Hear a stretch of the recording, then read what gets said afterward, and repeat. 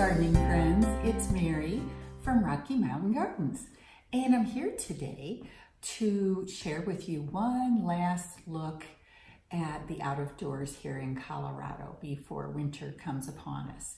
It's almost Halloween now, and a week or so ago I took a drive up into the mountains to see the fall colors, and I have a few scenes to share with you from that experience. And I also have some late blooming plants here in my garden that I would like you to see and maybe consider for your gardens in the future. But I also have some beautiful fall colors to show you here even in my own yard. So I'll be turning the camera around for you in just a minute and sharing with you one last look at the out of doors here in Colorado for the fall. So here we go for a nice fall tour.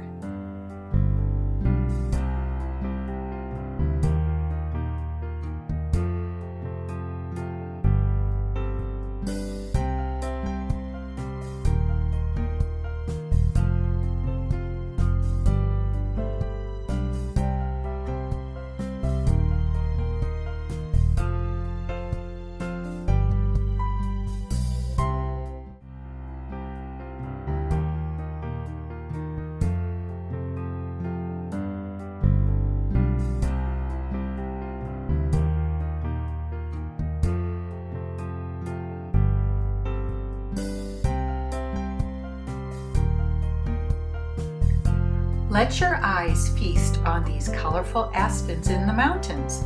If you do not live out west, I would like to tell you that our primary trees for fall colors are willows, cottonwoods, and these gorgeous aspens.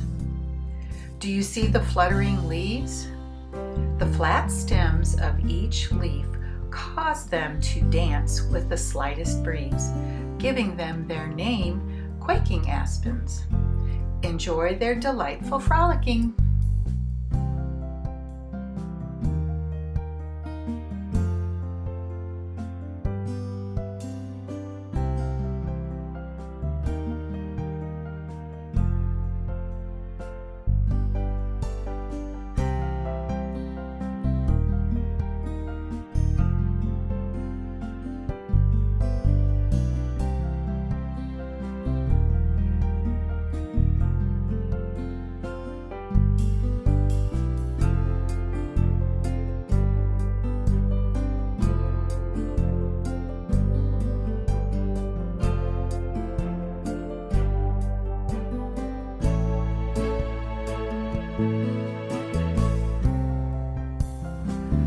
This zebra grass that I have been showing you in previous videos this summer is now at its full glory.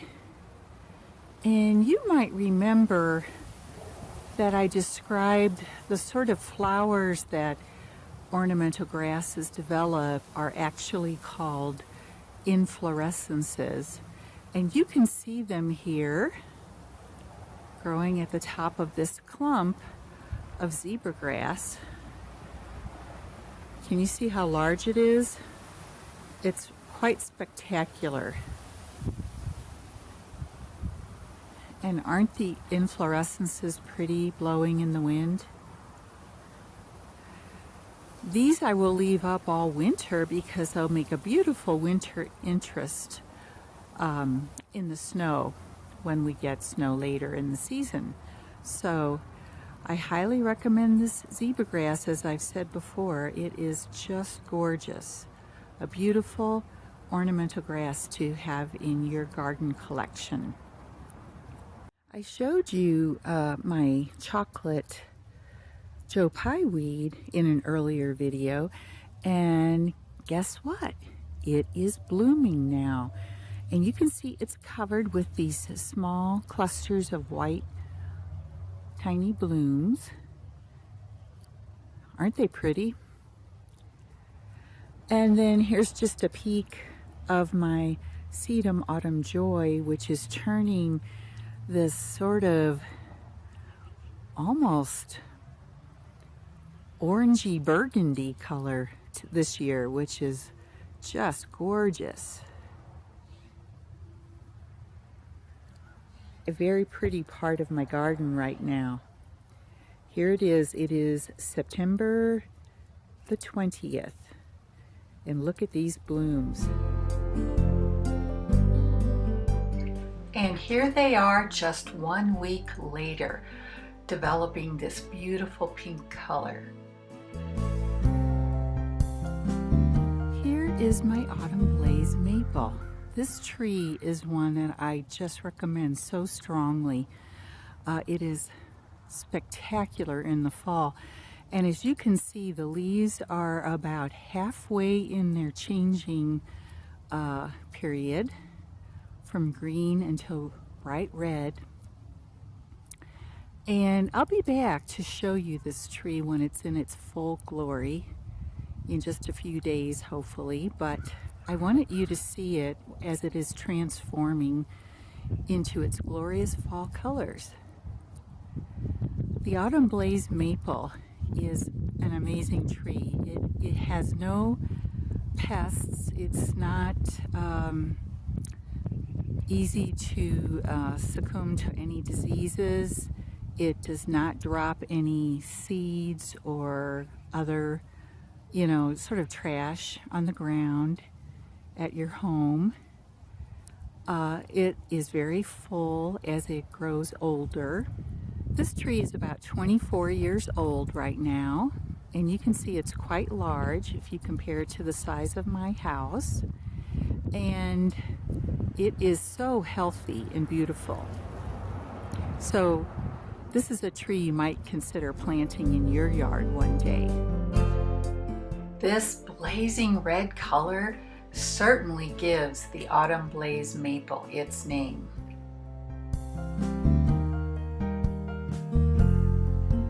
My Virginia creeper is looking a little raggedy now in the fall because it has lost some of its leaves, but I wanted to give you a glimpse of what the color can look like on this vine.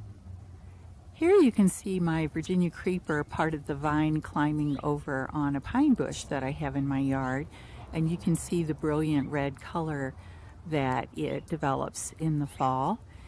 I will, as the fall goes on, I will take these vines and cut them back for next summer, but in the meantime I can enjoy this brilliant red color. Beautiful. This photo of my autumn purple ash really illustrates how glorious its colors are in the fall.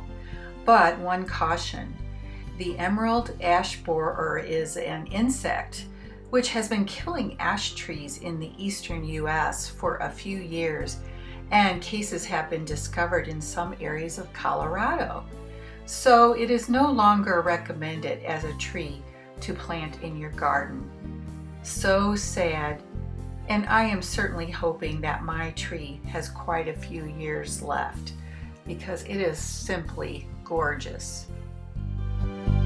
We have had our first frost, and so all of my tender annuals planted in pots or in the ground have all died for the winter.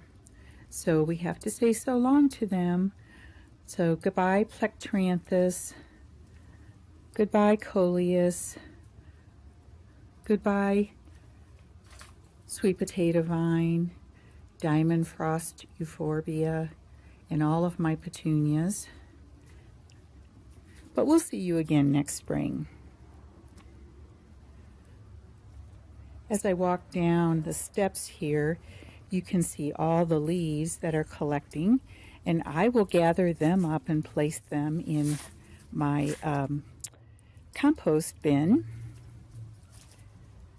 Walking over here, I wanted to give you one last look at my zebra grass.